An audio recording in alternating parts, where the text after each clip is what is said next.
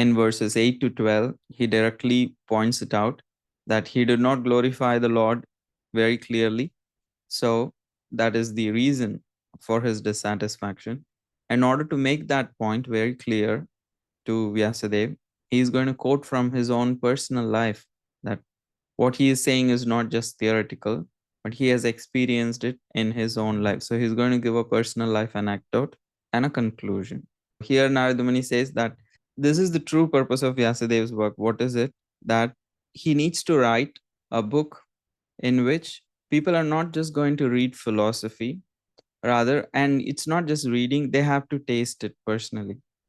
That's why he is instructing Vyasa that let people witness love in action through stories, through the names and qualities of Radha and Krishna. And that will be the true purpose of Vyasadev's work. And that is the reason currently in the Bhagavad we have pastimes of Krishna and pastimes and all the other pastimes of Krishna very elaborately. And earlier, this was not the case. The first Bhagavatam, whatever Vyasadeva compiled, did not have elaborate pastimes of the Lord. Specifically, Krishna's pastimes to this level of elaboration that he has done was not there. And that is exactly Narada's prescription that don't just speak about God abstractly. So vividly portray, give them the ultimate thing in a way that they can actually understand and experience and develop a taste for it. So in that connection, he had instructed Vyasadeva in this way. And after this, from verses 23 onward, he is speaking about his own personal life. There is also a past life story of Narada Muni that is given in the 7th canto, that before this birth in which Narada Muni is trying to explain to us now, he was actually a beautiful Gandharva whose name was Upabarhana. And as a Gandharva, he was very expert in singing and he was a leader of the Gandharvas. He was the best lead singer. So once the demigods had invited all the Gandharvas to come and do Sankirtan, to sing the glories of the Lord. And however, Upabarhana was very much intoxicated by his beauty. So, in the assembly of the demigods, in order to attract some heavenly women, he starts singing some mundane things. He just gets carried away and he starts singing some mundane things. So, the Prajapatis, they become very angry that you were supposed to glorify the Lord. That is the purpose for which we have invited you, and you know that still you're engaging in these mundane things. So they become very angry at him and they actually curse him to become a Udra, that is, to become a son of a maidservant, because of his frivolity in the Sankirtan festival to glorify the Supreme Lord. So after receiving the curse, he becomes servant maid's son. And in the 7th canto, it is also written, by repeatedly engaging in the service of the devotees, by repeatedly engaging in the process of bhakti, he eventually becomes the son of Brahma. From being cursed to be a son of a servant maid, he becomes a son of Brahma just by the practice of bhakti yoga. So this is recounted in Canto 7 and chapter 15 shortly. So here, that particular life in which he got cursed and he had to be the son of a maidservant is what is being discussed by Narada Muni. He's not giving any background, he's directly just speaking about his life at this point of time. So he's saying, in the last millennium, I was born as a son of a certain maidservant, engaged in the service of the Brahmanas who are following the principles of Vedanta. So Srila Prabhupada calls them Bhakti Vedantas. That these are sages who would regularly travel and practice their spiritual life. However, during the 4 months of the rainy season, it is difficult to travel. And even if they travel, it could be a lot of inconvenience to their spiritual practice. So they usually stay in one place during the rainy season. And we see this in many places in the Vedic literature. Even Lord Ram, despite Mother Sita being kidnapped, he stays in one place and performs sadhana during the Chaturmasya. And we see this in many other places also. So Chaturmasya is not a time to travel. Usually people stay back and engage in their spiritual life. And in this way, due to the rainy season, these sages actually come and stay in a certain place And this is the ashram in which Narada Muni, in his previous life, the boy's mom actually is doing some engaged in service. Because they came and started to stay there, she got an opportunity to serve them. And being a very small boy, like 4 years old, 5 years old, he was always following his mom because his father had already passed away.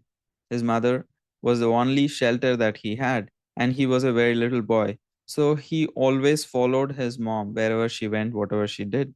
So, in that way, he also got an opportunity to serve all these great souls. And in verse 24, Vishnu Chakravarti Thakur writes, how we can see the various stages of bhakti from verses 24 to 31 or 28, in fact, to be exact. We can see the various stages of bhakti as given by Rupa Goswami in Bhakti Rasamrita Sindhu. We can see something very similar. There are extra stages here, but it's the same pretty much. In verse 24, Srila Prabhupada writes that although they were impartial by nature, those followers of the Vedanta blessed me with their causeless mercy. As far as I was concerned, I was self controlled and had no attachment for sports, even though I was a boy. In addition, I was not naughty and I did not speak more than required. So, the Bhakti Vedantas, these sages, they first show mercy on Narada, and because of that, he actually becomes very self controlled and he develops all the good qualities very quickly. So here Vishwanath Chakur says that the mercy of a devotee is the source or origin of bhakti. So there is a whole book, Madhurya Kadambani, in which Vishwanath Thakur writes how bhakti comes from bhakti. And he's trying to explain this through the life of Narada Muni here. That how everything began with the causeless mercy of the Bhakti Vedantas. It was not the boy's plan to actually come across, go and find them and serve them or anything like that. It so happened that they were staying in the same place. They came to stay at the same place where this servant maid and her son were living. And because they came to live at that place, they also got an opportunity to serve. Being great sages, they were naturally very merciful. So, seeing this boy, they gave him their mercy because he received their mercy, which had no other reason. That's why it's called as costless mercy. They were just naturally wanted to be merciful, and so they just saw this boy and they gave him their mercy. So, by their association and by their mercy, he immediately started developing good qualities. It started showing on him. So, even though he was a very little boy, he became very self-controlled and he was not attached to sports. So based out of costless mercy, he got this service to the Bhakti Vedanta. Because of that service, he got some faith and he was not at all naughty and he was very respectful. And in that way, he took shelter of them. He really respected them. And once, only by their permission, like he takes the remnants of the food that the Bhakti after they honor, and in that way, all his sins are eradicated. Bhakti means is very similar to Anagrati. So all this is happening in one verse. So it's like a quick flashback. Sometimes we see in movies, the at least in Indian movies, that in one song somebody is struggling financially, and in one song they just work hard and then become a millionaire just in one song. So in a matter of 5 minutes. So here Bhagavatam is also covering that whole period in a matter of few verses. Still, it is just 4 months for this boy. All it took was just 4 months, and it's not that it took 4 months for him to go through all this. Or these verses that we are reading was also happening very quickly in a matter of weeks, might be. So still, it is quite quick than what most of us experience. He started becoming so sincere because his heart became purified. He became like very attracted to the nature of the sages and also to bhakti. So all the stages of nishta and ruchi, everything manifested in him very quickly. And then now that he has developed ruchi, so then there is asakti and bhava. That is also explained in verse 26. That in that association and by the mercy of those great sages, he could hear the attractive activities of Supreme Lord Krishna. And that is the whole point in for Narada Muni in explaining his previous life, is that how all of these happened. Yes, it was by chance that he lived in the same place where the sages came to live. It was their costless mercy. They gave him the mercy. Because of their association, he also got the opportunity to engage in their service.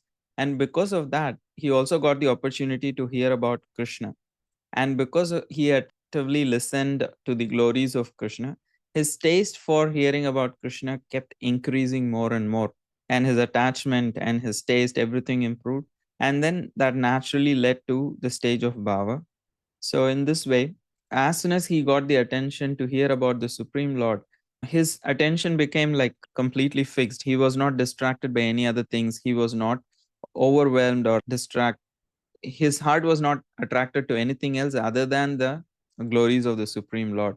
And as his taste developed for hearing about Krishna, he could realize that all the subtle and the gross coverings, that all his mind and body are all like covering his soul, and he could realize how he and the Supreme Lord, they are all transcendental.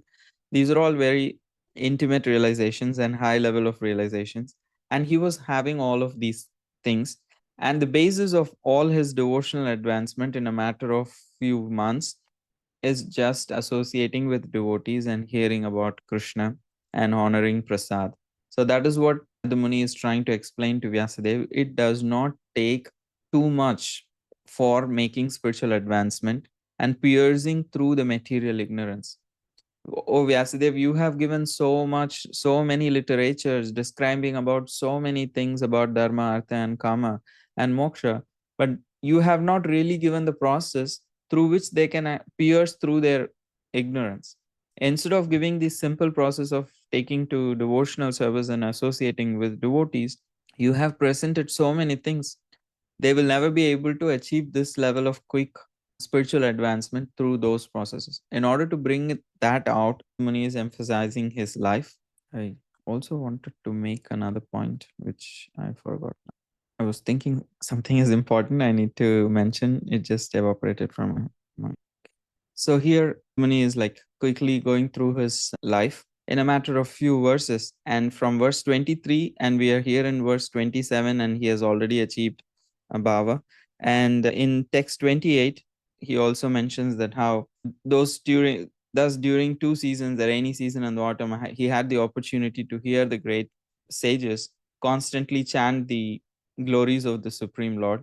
So in this way, naturally, all his the modes of passion and ignorance, everything vanished, and the flow of his bhakti became very strong. And writes that this is also describing about that prema, that he developed prema which destroys rajas and tamas completely. And there are two other stages after achieving prema, that there is direct darshan of the Supreme Lord and direct experience of the greatness of the sweetness of the Supreme Lord. Those two stages will be described in the chapter 6. And here he was saying in 29 that I was very much attached to those sages. I was gentle in behavior, and all my sins were eradicated in their service. In my heart, I had strong faith in them. I had subjugated the senses, and I was strictly following them with body and mind. And in that, when they were actually leaving after those 4 months, they became very merciful to Narada Muni. Of course, they were leaving for, and there is no guarantee that they will again see.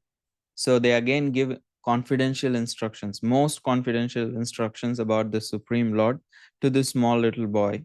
And Narada Muni says, by that confidential knowledge, he could understand that how the influence of the energy of Lord Krishna, especially the external influence, that how through that influence that everything is being maintained in this material world. And by knowing all of these confidential subject matters, he could actually, and Narada Muni says, one can actually return to the Supreme Lord, Krishna, and personally meet him. So in this way, he concludes his life in a very brief way. He just took like less than 10 verses to explain his whole journey of coming to bhakti and advancing in bhakti and achieving perfection. So, in that way, he concludes, and then he goes on to explain more about to Vyasadev. However, Vyasadev is very curious that what did he actually do after all of these sages left after the rainy season. That will be taken up in chapter 6. Before that, Narada Muni speaks about that how this devotional service is the cure For some reason, I'm not in my flow today. I think I'm not fully rested well. It's not flowing the way I was expecting it. Just taking the Sanskrit of these verses, there are some good words, proper terms here. Yes, and Sorry, Prabhu. Very quick question. yes. Is that the reason why sometimes when our spiritual master comes or very senior advanced devotees come, we try to get their remnants of food? Is the reason the same story here? Yes, Okay. that through service and especially taking their remnants can destroy our ignorance when done in the right mood. Yes, that's the reason. Okay. Thank you. There's this story of once he was traveling he was taking a flight, and it was, of course, his servant had offered him prasad. He had taken prasad, everything was over. However, he was just like he wanted some snack or something. So the his servant had given him a ball of popcorn kind of a thing, like more kurmura something. And there was an air hostess who was just passing by. So she just looked at Prabhupada having that snack. I don't know what happened to her. She just put her hand into Prabhupada's ball and then picked up a few and then tasted and then just walked away. And the devotees were like quite surprised and shocked that she just put her hand inside Prabhupada's ball and directly took. But still, they thought, okay, she has taken Maha of Prabhupada, so they didn't say anything. And after many years, there were devotees distributing books in some remote place or in Argentina, I think, in somewhere in South America. And this devotee knocked on someone's home to distribute books. And this particular lady opened, and she was dressed very modest. And when they showed the books, she already had those books and she was already chanting. And he asked, they were so surprised that out of nowhere somebody is like, she took the devotee inside her home and they could see that she had many books and she was chanting. And he asked, how did that happen? And she explained that I was once in the flight with Prabhupada and I just taken, and later came across these books at another place where I was traveling, and I really got attached to it. And she was chanting without any association or any, yeah, without any devotee association or temple. She was already so influenced by that Maha that she was taking up to Bhakti on her own through books and Harinam. Thank you, Prabhu. Beautiful Hare story. Krishna. Thank you so much, Prabhu. So I really liked the point that you mentioned that Narada Muni telling his story actually like to reflect on that Vedavyas wrote so many things, right? But his simple story like how he got the mercy from the sages, right? And then he achieved the love, right? So quickly, right? So that I really liked it so much. Okay. And we all see that Prabhupada had this faith that I'll just come, speak Srimad Bhagavatam. He first of all wrote a commentary to Srimad Bhagavatam, and he came and presented the holy name and presented for them opportunities to chant and take prasad and read Srimad. He had complete faith this can transform anybody without even having any cultural background or anything like that. He did not think anything is necessary just other than simple faith in hearing and chanting Krishna's glories and tasting prasad. And we can see we are all pretty much in the call here today because of that faith of Srila Prabhupada, that just by chanting and hearing about Krishna, that anybody's heart could be completely transformed. And it continues to work, that simple magic. And we, on the other hand, we can see sometimes people are very religious. They know a lot of literature, scriptures, Sanskrit. They know the Vedas. They can chant so many Vedic mantras perfectly. They read Mahabharata, and so much knowledge is there, and also sincerity, practice, piety is all there. Still, they may not have the same level of faith that a beginner in Krishna conscious sometimes possesses, like that firm faith, that detachment from what do you call, like not worldly things, in the sense that simple faith that if I serve Krishna, everything else will be taken care of. And that's what Krishna, just by serving Krishna, everything will be taken care of. That simple faith is sometimes missing in great scholars and great knowledgeable people with great culture, a lot of sattva guna, extremely pious living standards compared to many devotees. Still, those people may not have that level of exclusive faith. If I serve Krishna, everything will be taken care of, and Krishna is the goal of my life. That simple faith is not possible without association of devotees. There are many people who worship Krishna, even in India also. They serve Krishna, they worship, and they really love. They do have affection, and it is between them and Krishna how he guides them. Still, that kind of a simple faith is not possible without the association of devotees. And in the association of devotees, it is very quick to come by. And we all have had this experience. In a matter of few months or a year, we just are completely transformed because everyone begins bhakti on the stage of nama bhas. We don't, that is why we experience great satisfaction, almost like a bliss when we are beginning to chant, and when we are in the beginning stages of bhakti in the association of devotees. The high that we experience is much, there is no comparison to that experience of high than anything that we have experienced in life. That's why we get immediately pulled on. There is a threshold. We beat around the bush for a while, but when the threshold comes, then immediately there is nobody at home, like we don't care like what others are saying, anything. Just there is immediately we start to chant, we go to the kind temple, and we immediately are okay putting on a tilak and dancing in the street, putting on dhoti kurta and serving the devotees. Immediately we change our association. Everything changes very quickly comparatively, like how here Narada Muni is saying, because the process of bhakti, when we begin, we straight begin on the stage of namabhas. That is why there is a clear experience of bliss. It is not an imagination. It's not something new is always very exciting. It's not like that. When the chanting begins, usually it begins on the stage of namabhas. Afterwards we might become very negligent, so then we might struggle. We may not have developed the same taste. Now we would have to work hard to come to that namabhas stage, and then from there to shuddhanam. So that is why here we see Narad Muni is developing everything very quickly. And it's not that our life was very different.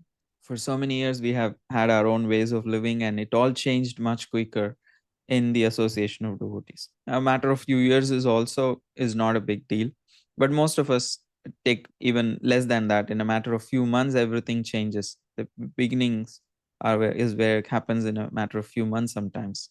Yeah, that's interesting. So that means like in even in Narada's life also it happened that like Krishna gives initially the darshan and then he takes it, right? He makes it a little bit Yeah, hard. we may not have direct darshan, but we have had that taste. The Yeah. I mean, chanting it's was like much better. The experience of devotion was much better in the initial stages, because chanting usually begins on the stage of namabhas. yeah, that means like Krishna shows initially more mercy and then later it retracts little bit. No, he is not retracting. Rather, we actually become We actually been overconfident, and we okay. a little bit take it very lightly also. Then it creates trouble. Okay. Yeah. Can you just quickly give that reference for that, or someone else if they know they can give? I just wanted that. Shraddha, you said that verse. Right. You can give it now or you can give it later. Or if Yes, someone it is knows, in surely in Chetan. I can just yeah, you can give it search for later, it. or if someone knows if they can put it in the chat. It's surely there in NOI also. Okay, thank you, bro. Okay, just a minute. I'm just looking for that verse. So it is Madhya Lila, chapter 22 and verse 62. I'm posting in the chat. Thank you, Prabhu. Thank you. Hare Krishna. Okay, now I feel a little good. I feel like there is something just blocking me today. I'm just not able to speak. So hearing all of your voices, at least it feels good. So after speaking about his personal journey, now Muni describes that how devotional service is the cure. And he speaks this verse 32, which is quite interesting, that he says that the best remedial measure is service to the Supreme Lord, which can remove all the miseries by from one's life. So naturally the question can come, if you're saying service to Krishna, that is, service is an active verb, that means you're speaking about karma. How can actually karma, basically action, which is usually the cause of further samsara, means further entanglement, can be the reason for a liberation? It, for in Vyasa's mind, that question can come. You just chastised me that I have given them so many things to do, and that karma will not be able to deliver them. Rather than karma, we want bhakti. That's what you just instructed me. But here again, you are describing about service to Krishna. So that question might come. So I'm sorry.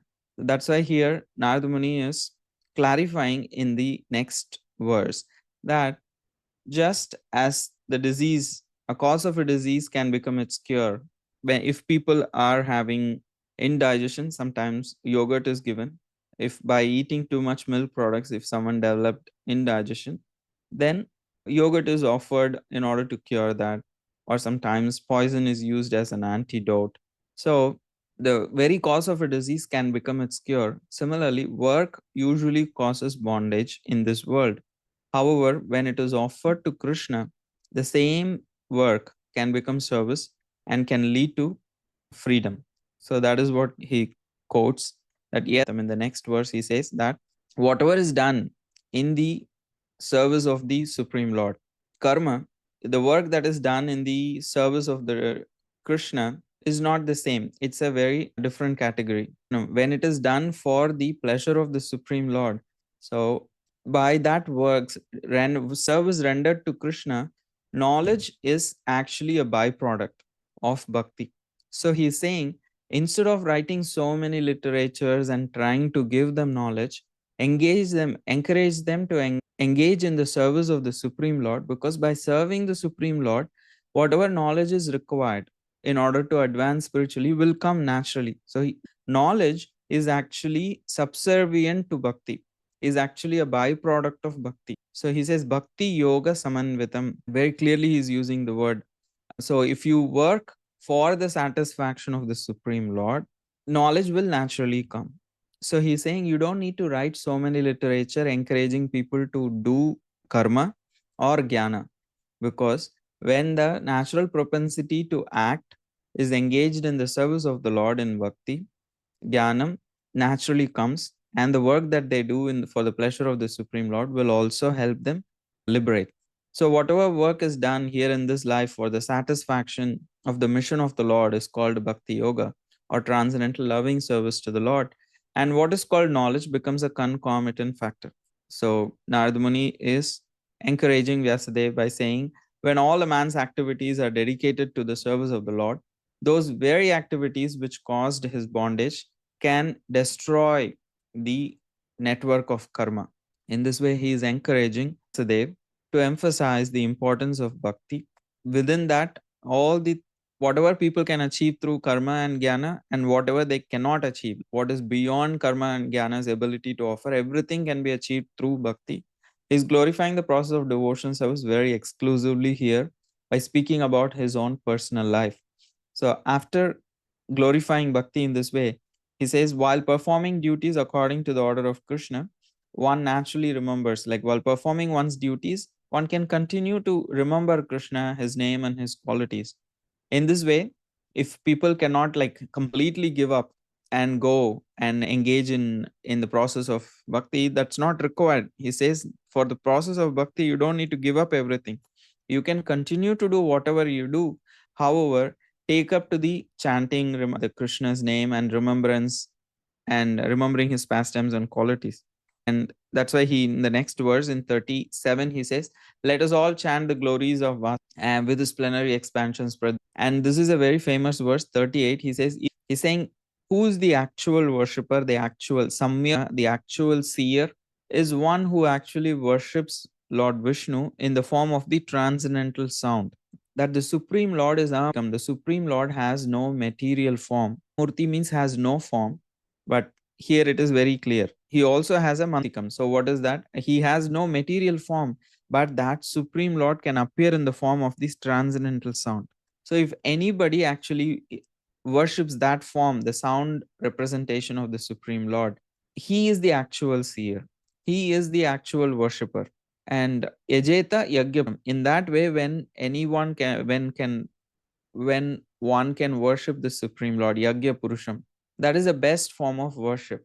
So he is indirectly decrying all the karma kanda sacrifice, because people may be doing so many sacrifices, at least in that age. They were all regularly engaged in various fire sacrifices. And Narada Muni is saying, if you really want to worship the Yagya Purusha, then chant the names of the Supreme Lord, worship Him in the form of the mantra. That is the best form of worship, instead of just performing so many karma kanda sacrifices where so much endeavor is put. Instead, the perfect seer, the perfect worshipper is someone who worships the holy name. Imam Swanigamam Brahman, he then goes on to explain that how, because I executed the confidential instructions, what did I receive? I received knowledge. Jnanam means the spiritual opulences. Min Bhavam is translated as his intimate, loving, devotional service. So he received all of that just by engaging in the process of bhakti. He's saying you don't need to do anything else. We don't need to encourage people to do karma or jnana. Just by practicing this mantra murkam, like just by worshipping the Supreme Lord through the process of chanting the holy names, I have achieved all these things. I have achieved spiritual knowledge. I have achieved spiritual opulences in the sense of his spiritual form. Asmin Bhavam, he also got the intimate loving service of the Supreme Lord, Keshava. So therefore, Vyasadev, please describe the Lord's glories. Please describe the Lord's glories by which actually people can satisfy their hankerings, that living entities can become satiated, they can end all the hankerings, and that people can be freed from complete freedom from material miseries. Sanklesha is all kinds of miseries. Sanklesha means complete freedom from all kinds of miseries.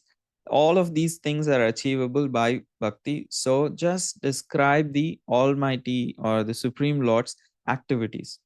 He is encouraging Vyasadev to include the pastimes of the Lord in Srimad Bhagavatam. So this is the conclusion of this chapter, where Muni has continuously encouraged Vyasadev to include Lord Krishna's pastimes. That is all. And that is another reason that Srila Prabhupada wrote the 10th canto, Krishna's pastimes, as a separate book. He was not sure if he would be able to complete Bhagavatam or not. So what did he think? I have to give the essence. Even if I cannot write the whole Bhagavatam, I need to present the essence. So he straight went to Krishna's pastimes. That means the 10th canto is the essence of the Srimad Bhagavatam.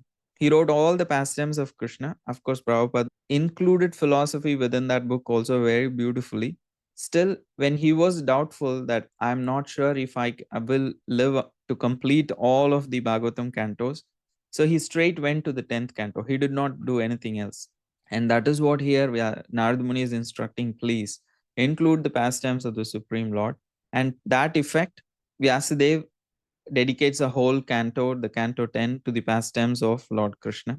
We will look at the thematic study quickly and then take questions. We always look at a chapter, we go through those verses and discuss somewhat, and then see the same chapter through the lens of the 10 topics of Srimad Bhagavatam, which are in Srimad Bhagavatam. There are 10 topics: creation, secondary creation, how the Supreme Lord protects his devotees, maintains his devotees, and offers protection to maintenance to everyone in general, special protection to his devotees, and what are the different inclinations that people have, and what is the result of that. And it speaks about the manvantaras, it speaks about the glories of the devotees, it speaks about liberation, destruction or dissolution, and also the Supreme Lord Krishna, Ashrit. So, in this particular chapter, we have at least touched upon these three topics. Uti is inclinations. Narada Muni critiques the motivations behind Vyasa's previous works. So he is saying that this inclination is going to lead to inauspiciousness. If you just encourage people based on their lower inclinations, then it won't do any good to them. That way, we can see it as touching upon the topic of Uti, Lord's activities or his devotees' activities. So Narada Muni is describing his previous life journey, and in that way he is also recounting his personal life. So it could be considered as Isha Anukata. And Ashraya, the ultimate shelter. The clear emphasis in this chapter on this Krishna as the only true shelter and goal of all spiritual literatures can be seen as the Ashraya principle touched upon in this particular chapter. Narada Muni is making it extremely clear that the ultimate shelter is the Supreme Lord, and that is why he should be spoken about elaborately and his pastime should be described in a spiritual literature. That's what makes a spiritual literature potent. And after that, we see Canto 1 through the lens of these three topics, Adhikana, that means the Canto 1 has these three as the primary subject matters, that who's qualified to hear and speak Srimad Bhagavatam, and who's the ultimate object of worship, and what is the ultimate path. And all those three are touched upon. Narada Muni's role in correcting and guiding Vyasa is showing an Adhikari Tattva. Here is a guru coming and telling the mistakes of a disciple. This is what you did wrong, so you should correct this. And Vyasadev's dissatisfaction as a call toward bhakti. So Vyasadev is also very honestly expressing that he has a problem, and he does not shy away from expressing it honestly, nor does he have any ego in accepting the correction from his spiritual teacher, and he is not justifying. That way we see what is the qualification of a disciple and a guru, both are seen.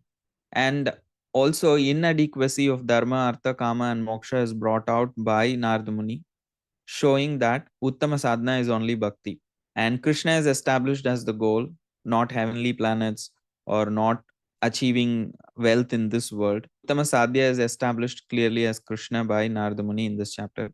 And bhakti as the only path which can offer one ultimate perfection. That is also very clear in this chapter. And scriptures without enough Krishna Katha or just exclusive focus on Krishna Katha are deemed insufficient. They cannot offer anything valuable, so they may not be part of sadhana. So foundation laid for the Bhagavatam's purpose and focus is very clear in this chapter. This is the chapter from which is the seed in which the whole Bhagavatam comes. The way it is we are reading today the Bhagavatam is because this particular interaction with Narada Muni and Vyasa. That is the reason. And the final, the same thing, whatever I explained, is put in the table format. Thank you, Prabhu, for the nice summary. Just two quick questions. So, this 10 topics of Srimad Bhagavatam, which we often hear. So, now you just referred that some of them were in this chapter or were in these covered chapters. I'm just wondering, is there any chronological thing also? First three cantos refer to the Sarga, Visarga, and then the Sthan, and then Manvantara in 7th and 8th. Is there anything like that, or all come in all cantos in a mixed fashion? Thank you for asking that question, bro. There are two opinions, one by Jiva Goswami, one by Vishwanath, and there are reasons for that. That Jiva Goswami is quite strongly against this chronological thing, because in his time, there was this problem that many people started saying the first two cantos are not actually Bhagavatam. Because the actual discussions of, especially the canto 1, many people started saying this is not Bhagavatam. Because what Shukadeva Goswami speaks, that begins from, and they also, there cannot be, if 10 topics, each one topic for one canto, so there are 10 topics or 10 cantos from canto 3 to and forward. The first two cantos they started considering as like low or anything like something like that. So that is why he put forward saying, no, he quotes this verse that I am not able to remember. There is a verse in the Bhagavatam that every pratisha, so this verse is in also, in every letter, in every word, in every verse, that many things may be discussed, but ultimately it is all glorifying Krishna. So he proves, he makes a very strong case, and he very expresses, so he just chid jate hain. Basically he gets irritated with this whole concept. He says, abolish this, there is no chronology. It can, because he again proves in canto 3 there is sarga and visarga. It does that, and in canto 2 also there is some sarga. And Krishna's pastimes are again touched upon in canto 3. In the beginning, Uddhava, and they are discussing Krishna's pastimes. Uddhava and Vidura, they are discussing the whole summary of the canto 10, what is going to come. So he says, yes, some of the topics are prominently present in certain cantos, but that does not mean other topics are not present in those cantos. So he says it's always a combination. There may be a primary emphasis of certain topic in certain canto. However, people were taking it far. So he said, let's do away with this thing. There is, every topic is discussed everywhere. So why only bother? And why bother that giving that? But Vishwanath Chatak also says, yeah, there is truth to what Jiva Goswami is saying. However, there is a clear emphasis of certain topics in certain cantos. So let us recognize that also. So they both are saying apparently contradictory things, but they are all coming from different historical perspectives and contexts. So yes, both are true, that there can be any verse can be seen from that lens of 10 topics, any chapter, any canto.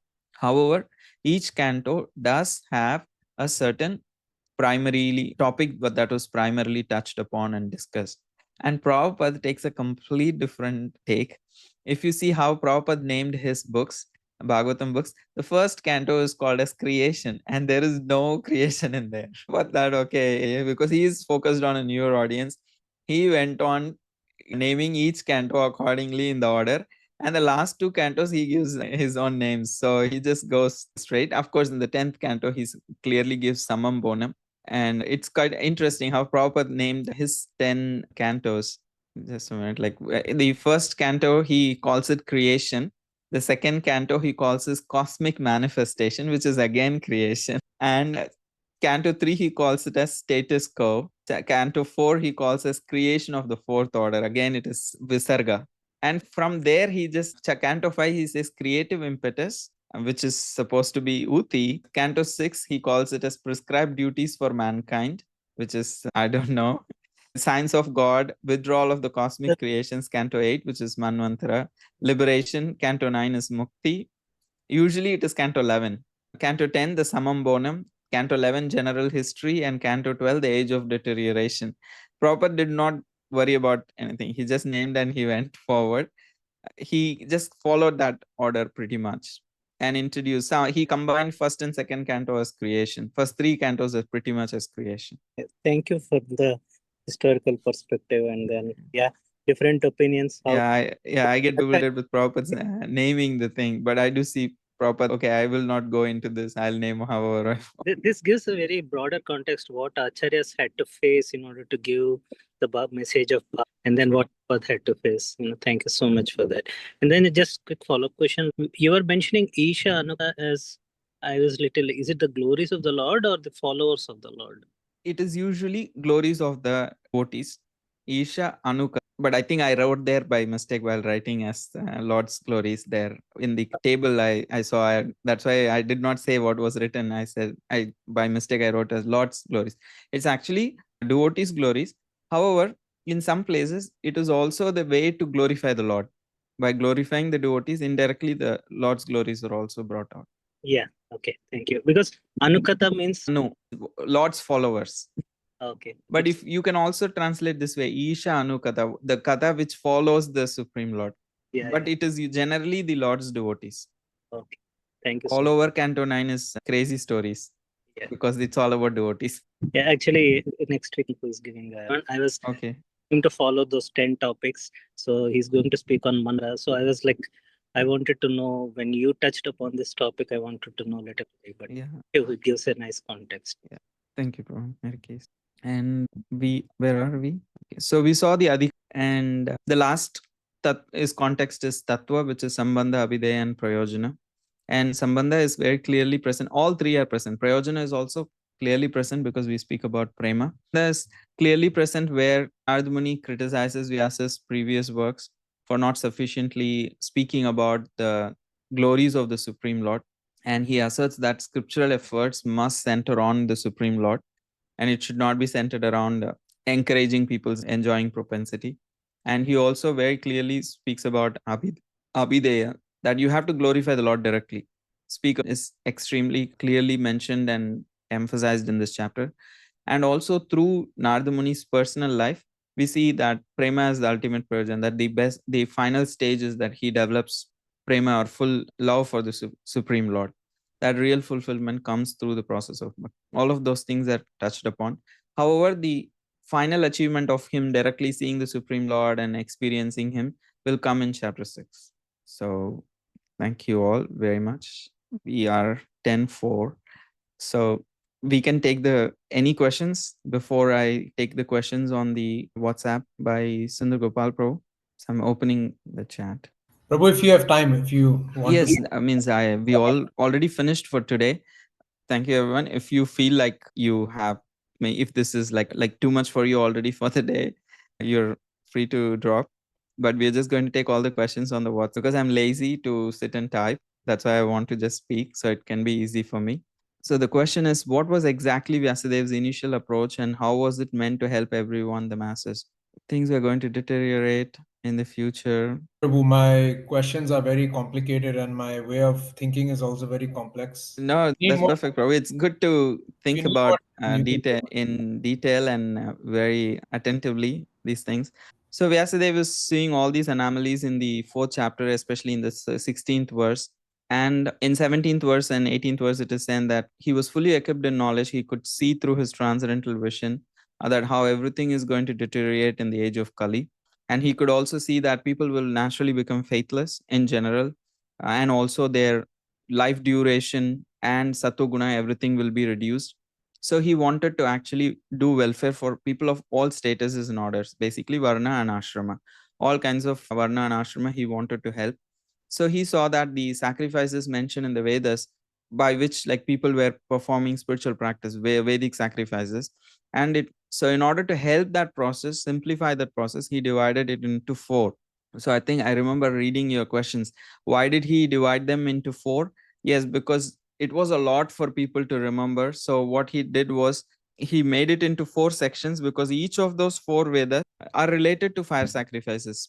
Because some are just the procedures how to be done, and some are just the mantras that needs to be chanted. The Sama Veda is like just the mantras what needs to be chanted. So in that way, each Veda is all centered around those karma kanda sacrifices. So by dividing it into four different sections, he made into four groups, four schools, where people were just becoming, what do you call, experts in one thing. So that's why multiple people will be sitting in sacrifices, four sides. Each one will be tending the fire, one will be chanting the mantra, one will be doing the other procedures. So he divided all those things so people can exclusively become experts in one thing, so where they don't need to worry about everything. So in that way, at least different divisions, different people can learn different things and be experts in that way. And in that way, the fire sacrifice culture can go on, because that is how people purified their work. Whatever they did, they performed these sacrifices to get purified in the past. That is the reason he is dividing. So your question is that he wanted to give something that was not restricted to just individuals of certain natures. Basically, he wanted to help everyone. So he writes the Vedas into, divides into four. Then he thinks, oh, it may not be easy for everybody. So then he writes the Puranas, then he writes the Mahabharata. So, Prabhu, a quick question. When is it like there was first the Yajurveda and he takes that same content and distributes it across all these books? Yes, it was Or, one. or is he adding new content? No, he's not adding new content. He's just dividing and categorizing it. So it is easy to remember, it is easy to find, and it is easily propagated. So he's just like systematizing what was there. Yeah. Okay. And actually, in the purport, also when Prabhupada wrote four orders of society, I thought he meant like Brahmanas, Vaishya, Kshatriya. Like, I thought each book was being dedicated to each section of society, but I think that's not the case. Usually, the the Vedas are learnt by the Brahmanas. It was not by anybody else. However, different orders of this, different statuses of the society, in the sense there were some parts dedicated to the brahmachari, some parts dedicated to the grihastha, some to vanaprastha, and some for the sannyasis. Upanishads were for sannyasis, Vedas were for vanaprasthas, Brahmanas were for, I think, grihas, and there is an samhitas were for grihasthas, maybe Brahmanas were for brahmachari. So in that way, that is also, there is something details. I'm not like trained in that section, I don't know much, but yeah, there is Brahmanas, Aranyakas, and Samhitas, and that is for a different ashrama also. Because what a sannyasi is usually not into any of these mundane sacrifices. So Upanishads usually deal with higher subject matters, direct spiritual truths. So within the Vedas also, there are certain sections which are applicable to certain ashram more than the other ashrams. Okay. I'm actually feeling bad now engaging you in this conversation because you just so beautifully gave the story of Nari, but unfortunately, I'm not like a simple devotee like you. I can't just sit That's fine. I'm sharing whatever I know. I wish like I could have done the homework in terms of clearly saying which part of the Veda is for which one. But I have read these things. I'm like, it's in my, somewhere in my memory, not fully. Yeah. But if I even just have to understand this in a very simple, I'm not like you, so I have to simplify it in modern day layman terms. Basically, Vyasadev sees that things are going to deteriorate, and all those symptoms are given there: shorter life, more quarrelsome, mode of goodness going down. And his approach is okay, let me make it easier for people to find information in the Veda. Because I think when it was just one big book, It was not even a book, it was just through memory. It was okay, not even written. yeah. So there's this one resource, but then is it that he thought it would be too complicated for people to find, and they'll even stop these practices? So now let me start making these separate pieces, categories, so that if someone wants specific information, they will go directly to that book or that Veda. And also, people can become experts at doing one thing clearly. So then Oh, it can be propagated very easily also. yeah. If they just focus on one aspect of it, so then they at least there is a guarantee that knowledge will continue to go. So that's why he creates a school, he appoints a particular sage, teaches them, and then empowers them to continue their parampara. Okay, you teach Rig Veda, that's all. Your school is a speciality for Rig Veda. If anyone wants to learn Rig Veda, they'll come to your school. Yeah. So if I understood it correctly, then basically he wanted people to continue following certain religious practices, certain religious rites, rituals. So here's my question. What would have happened if he had finished all that work and Narad Muni had not come and told him, okay, you need to give Bhagavatam? What would have been the state today if he stopped It would be inconclusive, right? People will continue to follow. religious, right? They would have still been. Are we saying that they would have been religious, but they would have been superficially religious? Yeah, there would be clear. Or That is why he is experiencing the dissatisfaction. Of course, everything is guided by Krishna. yeah, So he's not going to leave us, because the purpose of the material world, material creation and the world is to actually liberate the souls. In that cycle of Kali Yuga, when it is coming, it's the same thing. It's going to happen cyclically in every Kali Yuga. This is what would be happening, somewhat very similar. Because cyclic, our processes, our idea of time and things are very cyclical. yeah. So So it is within yeah, Krishna's will yeah, that there is, if he had not come, then it would not work out. Actually, we'll not have this Sankirtan. And it's also a foundation for Prabhu's coming. So the Bhagavatam is here, the chanting of the holy names is here. So then he's building upon that. He's giving the process very clearly in the form of Sankirtan. yeah. Would it be fair to say that people would have been religious if Bhagavatam was not, was not, if Bhagavatam was not presented, then Yeah, it people would be very be, superficial.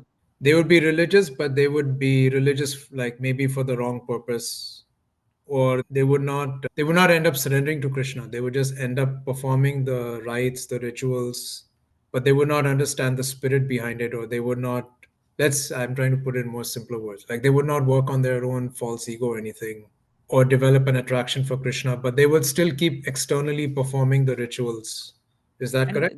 there may be the process of jnana and karma. There can be some level of spiritual advancement can happen in terms of, like, karma yoga can offer some, jnana yoga can offer some. But the ultimate perfection, what Narada Muni is experiencing in terms of achieving prema of the Supreme Lord, Yeah. and that's why he said, I got knowledge, I got Aishwarya, and I also got a Swasmin Bhavam, that I also got an intimate loving service to the Supreme Lord. That full ability and the opportunity that the soul can enjoy, that would not be possible. Yeah. So Brahman maybe realization can be possible. yeah. But a deeper connection to Krishna, a person, and that kind of loving relation might not have been. Yeah, because it was not emphasized or taught. Okay. Now I have a interesting question. So I think I know the answer because Anaksaki also discussed this with me yesterday and said, so Vyasadev sees the state of the future.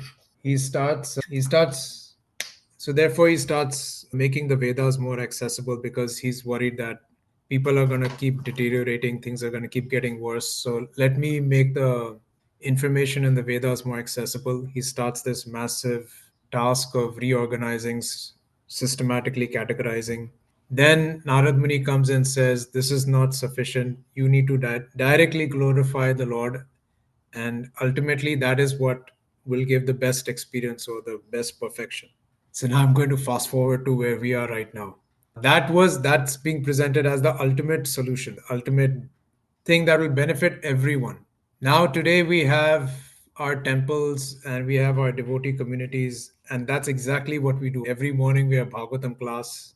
Like we are directly addressing that solution that at that time Vyasadev, Narad Muni discussed, and they came to the conclusion. This is what Kali Yuga needs, right? You have Yes. one literature to directly speak about the glories of the Lord. And that's exactly what we do in all our temples, in all our devotee communities. We directly discuss Bhagavatam every single day. Yes. And still in these places, we see the symptoms of Kali very clearly. So I'm just asking myself, like, what was presented as a solution for this age, we are taking that solution today.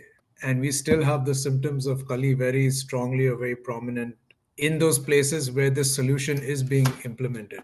You see my question? I understand. So you're saying, did it actually do its Right, job? Did we achieve the right. purpose exactly? Despite all of that, there is surely some transformation. We cannot say absolutely nothing changed. However, it all depends on the individual also, how we are applying it individually and collectively. So we are in the process of what you call, like, we are growing. What Narada Muni, like, he also showed certain qualities we all need to individually develop. And against the waves of Kali Yuga, at least we have some oasis where we can still continue to do. And if we have the determination to advance, we have all the facilities individually to advance. And we do see devotees like that. At least some of them, you can see that they have made that level of spiritual advancement through the process, even amidst all that we are seeing. Sometimes all the confusions or the difficulties that we have as being part of a spiritual organization. But that does not mean the process has no effect. The process is powerful. And when individuals apply themselves to it sincerely, the effect is there. You and me can still, like, take shelter of chanting and work on our chanting, and surely can feel the advancement. But the effects of Kali will be there around. It's not very easy. We cannot just. What is your idea? What do you think should be ideally? Like, we are all always in ecstasy, and we are always like. Yeah. It's also obviously speaking very idealistic. This Kali Yuga symptoms, right? Like quarrelsome tendency, Yes. anxiety driven, whatever, right? Even if we take basic things like that, not even, okay, it's fine if devotees are not ecstatically jumping up and down all the time chanting Krishna's name, but even like basic things of tendency for fighting or And quarrel. it's a gradual thing. Everybody is in the process, they are working. So Yeah. naturally, their, what do you call, these natures will show up. And again, that's what will make us understand, okay, we all need to continue to practice also sincerely. And that is what, again, emphasizes that if we won't take shelter of the process very sincerely, then all these things will come. So individually also we have to work. Just because we are part of an organization does not mean it will happen automatically. So individual devotees, we all have to individually also work, and collectively then we can create an atmosphere where it can become a shelter for everybody in the world. It's an Yeah. individual responsibility and a collective responsibility. Yeah. Yeah. It's just little scary to think because I just hope it works. It's like that, right? Is it like not working? Is just because, say, for example, if somebody is like having a disease and if they are going through the treatment, you cannot tell them, okay, the disease is not fully cured, so there is no use of the treatment. Because there are symptoms of how it is working, and even if it is working in parts, because there are stages of improving, right? It's not like you go from stage A to stage B just straight. So it's Yeah. a gradual process, and we are dealing with a lot of people. We are not just dealing with one person. Even our own mind, it's very difficult to control. So when you Yeah. bring in a group of people, each one is on a different stage of spiritual life. Each one of us is on a different level of realization. So when we bring all people together, so there will be chaos. That's why institution is a necessary evil, because if you won't bring devotees together, then the community, how will you have association? It's very hard to find association without a properly organized setup. And we are able to reach out to so many people because we have organized setups. But organized setups comes with its own difficulties. But that never takes away the power of bhakti. Individually, we all have the power to focus our minds, purify our hearts. Prabhupada has given that, and the process is available. The Bhagavatam is there, the holy name is there, the the deity worship is there, everything is there. Again, can we actually develop to such an extent, then we can overcome all these influences and help other people cross beyond it. See, Yeah. if you see the leaders of, I don't want to take names, but still you see some leaders, they are like blissful, but still they come in and they understand everything. So they come in, they help us, they show us what is the right way, and hope and pray that we'll follow it. That's all anybody can do. Even for Prabhupada also. Prabhupada said, I have given everything. It is you all like work together and you all cooperate and you all engage in this and push this forward. Then it can be a great service to ourselves and to the society. But individually, it all begins with how much we prioritize it is in our own lives. Then gradually we can develop the adhikar to inspire others also to do that. Yeah, no, I agree with what you're saying. Yeah. I'm just worried that the people, this Bhagavatam is supposed to help everybody, but the people who will truly benefit is a very small, select few. Because we saw in Narad Muni's pastime also, right? Like he was very attentive. I think chapter three, I think it's chapter three, if I remember correctly. It's a very scary purport actually, because I think that's the one where Sutta Goswami says, right? I heard attentively from Goswami, and so on that thing that I heard attentively when Sutta Goswami says, Prabhupada writes that No one who's not pure in mind can. right. It's a very scary purport. Prabhupada writes, if you don't, just hearing is not enough. Like you have to hear attentively. Like now, how many people are going to hear attentively? Like we just filtered down Kali Yuga audience, then some people are hearing. Now how many are going to do attentive hearing? Like the people who are going to benefit to the level that we want from Bhagavatam is it's narrowing down more. It's just that purport actually scared me a lot, Prabhupada's purport. That last one from chapter 3. Basically, the quality of our determination determines the quality of our spiritual life after a certain point. Because we are so fortunate that we have found the path and we have committed, we have exclusive faith in Krishna. But our own things like that we have carrying from the past can completely bewilder us. So it's pretty much very simple, at the same time can be complicated. It is as simple as just focusing the world, let the world go to hell. I will just chant. I will not find faults with others. I'll just focus on chanting and reading. Just keeping that level of focus is the difficult thing in this world. So to have that quality of determination, we see anybody who has made advancement, they are people with super strong determination.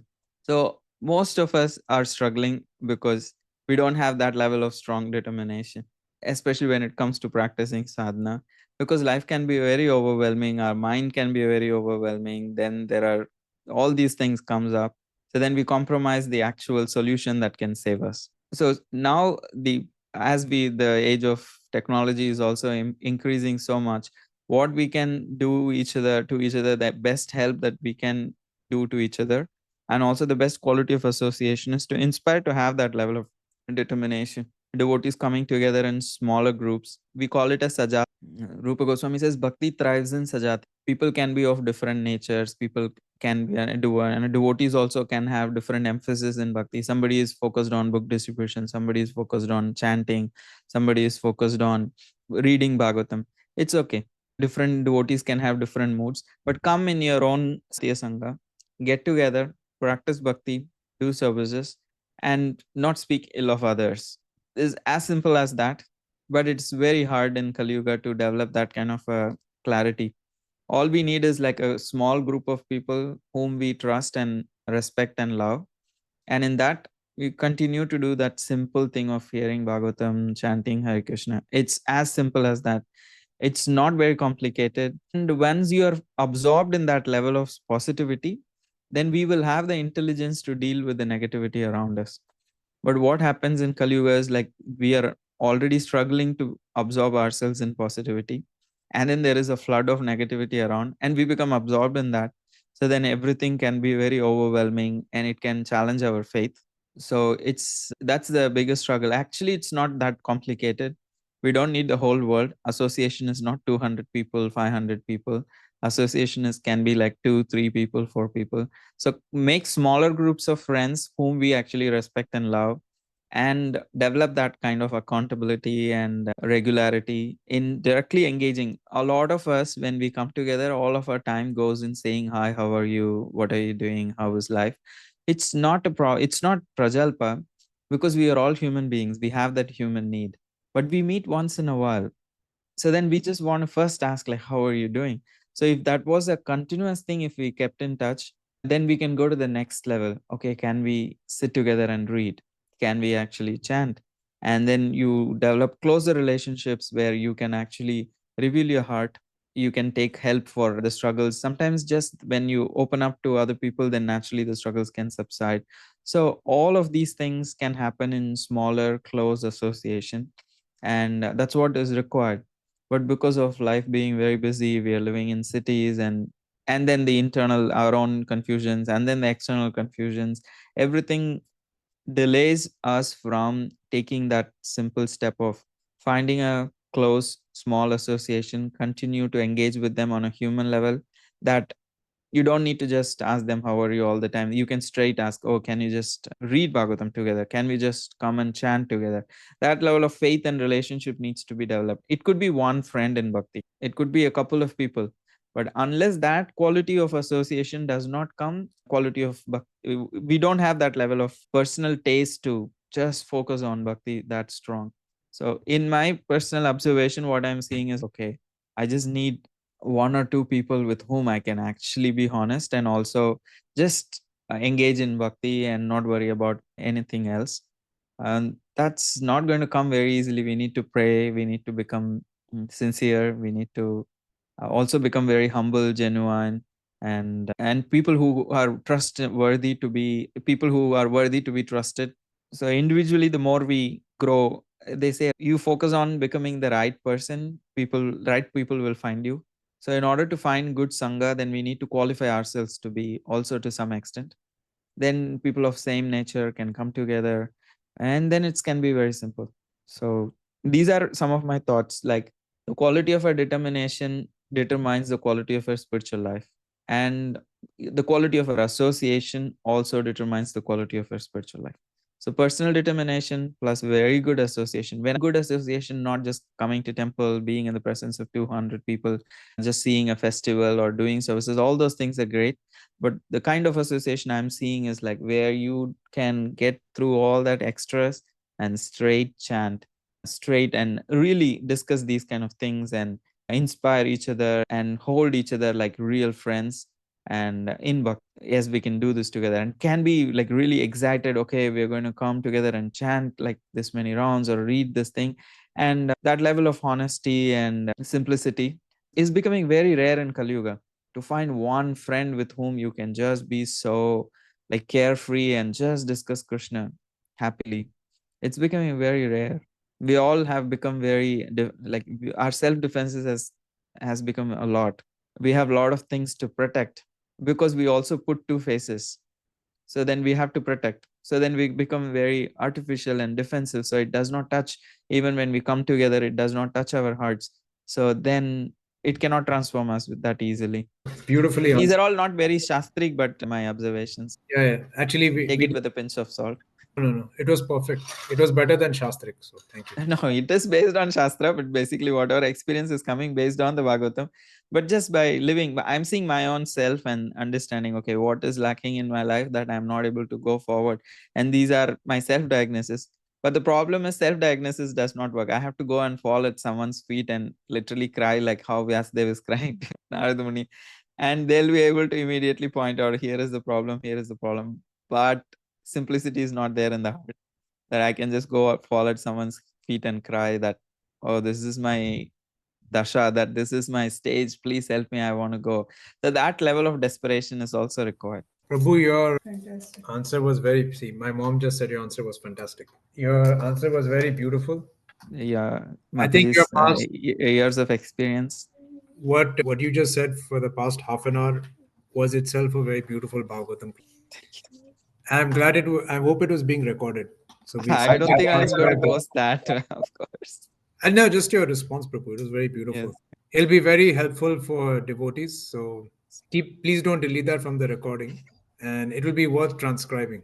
Okay, I'll keep it. I was thinking I'm going to. My questions are stupid, but your No, it's not about stupid. I can become like, it's not, I can just be very casual and say things. So I don't know where sometimes I can land. So, and we don't know who's hears and what is their context. no, but this Thank was you. beautiful. Thank Thank you. you all very much. Thank you for your association. Thank you, Sundar Gopal Prabhu, for these wonderful questions. I hope I can genuinely, like, I feel the same way what you're saying. It's just that it's very hard to do it personally. And I see Mother Gail's hand raised. Thank God I didn't close my eyes and end the call. Thank you, Mother Gail. I was about to do one of those desperate cries for help that you were just talking about. I'm here. Just a couple of things. No questions, actually, but one comment was because you kept saying how simple, and I too, I agree that what you were saying, that we just need one friend with whom we feel comfortable to just cut to the chase and just strictly speak kata and whatever personal things we have going on that interfering with our focus. We just need one. We don't need like a collection. But so yeah, I really agree with that. But also, you were saying that very simple process. We just need to focus on this absorption, but our vasanas get in the way. So although the process is simple, in the sense that it is not complicated, we just need to hear and chant attentively. But that doesn't mean simple means easy because of the vasana or history. So yes, it's not complicated, but it's so challenging simultaneously. Doesn't mean that it's not challenging just because it's simple. Yeah. So that's the main point I wanted to make.